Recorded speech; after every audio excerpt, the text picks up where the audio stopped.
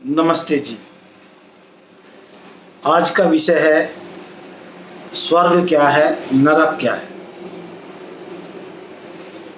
इनको समझने से पहले हमें सृष्टि को समझना पड़ेगा, और सृष्टि को समझने से पहले हमें प्रलय को समझना पड़ेगा। ठीक है, प्रलय को समझा देते हैं।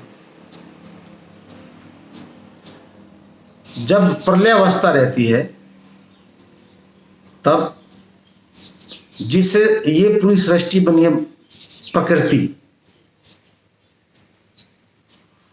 वो एक रस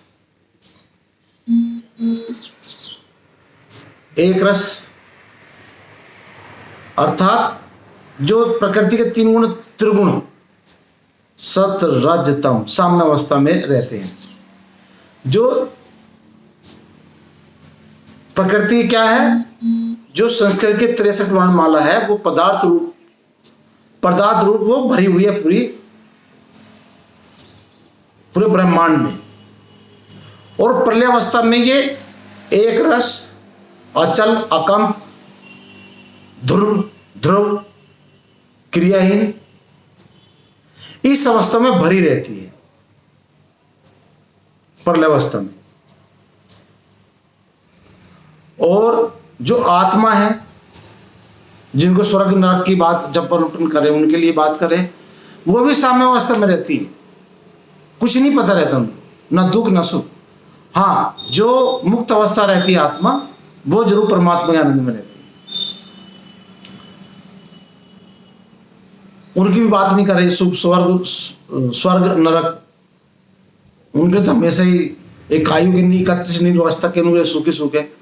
पर जो आम बोलचाल की बात, स्वर्ग क्या नरक क्या है, उसकी चर्चा करें तो प्रलय अवस्था से मान ली वहां कुछ नहीं है, अपूर्ण अंधकार रूप है, अंधकार ही अंधकार है, और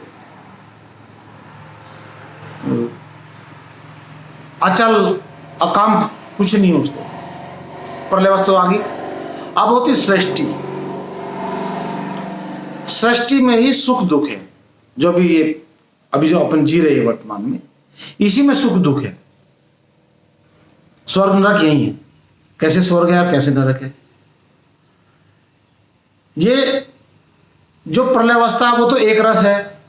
साम्यावस्था में वहां कोई निर्माण नहीं है, मतलब कोई संयोग नहीं है प्रकृति प्रलय अवस्था में। और सृष्टि में संयोग है, और संयोग का नाम ही सृष्टि है। संयोग से कर करके इलेक्ट्रॉन प्रोटॉन, प्रोटॉन से इलेक्ट्रॉन प्रोटॉन, और इनसे पूरी सृष्टि बनती है। तो कैसे बनती है? संयोग का नाम सृष्टि। अस्वर्ग क्या है? ज्ञान पूर्वक संगतिकरण की बात करें, जो संगतिकरण ज्ञान पूर्वक उचित मार्ग से, उचित बल से,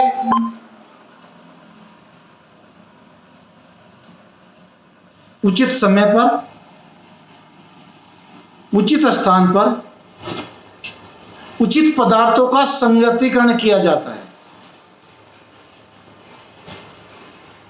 उसी को स्वर्ग कहा गया, उसी को सृष्टि भी कहा गया। वो काम परमात्मा बनाता है सृष्टि, तो परमात्मा के काम तो पूरे परफेक्ट है, 100% उसके काम तो सही है। हमारे काम गड़बड़ है। जैसे अब हमको संगतिकरण, वैदिक कृषि में हमको संगतिकरण करवाना था किससे? ताजा गोबर, गोमूत्र, गोबर से उसका संगतिकरण करवाना था फसल के खाद के रूप में। हमने डाल दिया क्या? यूरिया, डीएपी, कीटनाशक, तो वो नरक है। और स्वर्ग क्या है? जब हम ताजे गाय का गोमूत्र, गोबर डालेंगे और उससे अच्छी फसल होगी, और वो किसी को रोगी नहीं करेगी, उसमें हवा, पानी और भूमि और ध्वनि का शुद्धिकरण हो, जिससे उससे होगा। देसी गाय के जब हम फसल के रूप में देसी गाय का ताजा गोबर, गोमूत्र और गुड़ डालें। अब जो उचित संगतिकरण है,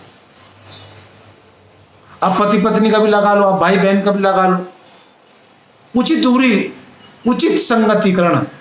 भाई बहन में प्यार भी है, पति पत्नी का अलग प्यार है, उचित वेद अनुकूल जो संगतिकरण है।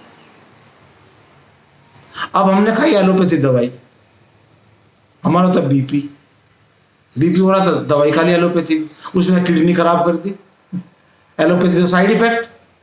तो उचित संगतिकरण नहीं। हमको घर बनाना था किसका, कच्ची मिट्टी का,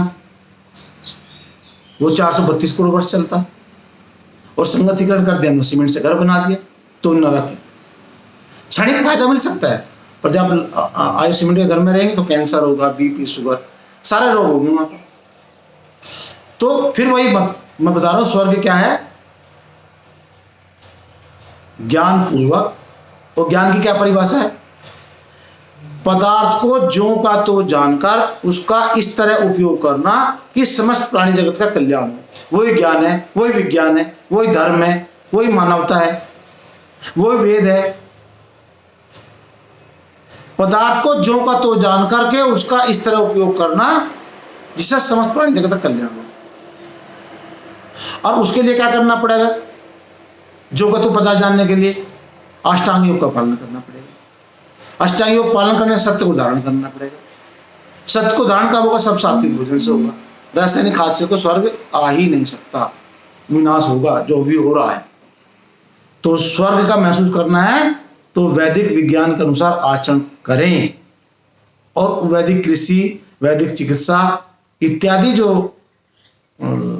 अपने दैनिक जीवन यापन करने के लिए चाहिए, पदार्थ चाहिए, वो हमारे यहाँ से प्रशिक्षण लेवे और अपने घर पे बनाए।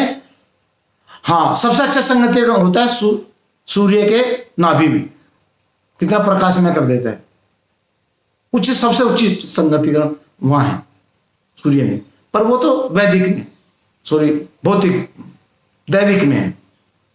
हमें स्वर्ग सुख महसूस करना है, सुख महसूस, स्वर्ग मतलब सुख, नरक मतलब दुख। यदि हम वैदिक विज्ञान के आधार पर आचरण करेंगे तो स्वर्ग महसूस करेंगे, सुख महसूस करेंगे, और यदि आधुनिक विज्ञान के आधार पर आचरण करेंगे तो नरक में रहेंगे और दुखी रहेंगे। धन्यवाद, नमस्ते।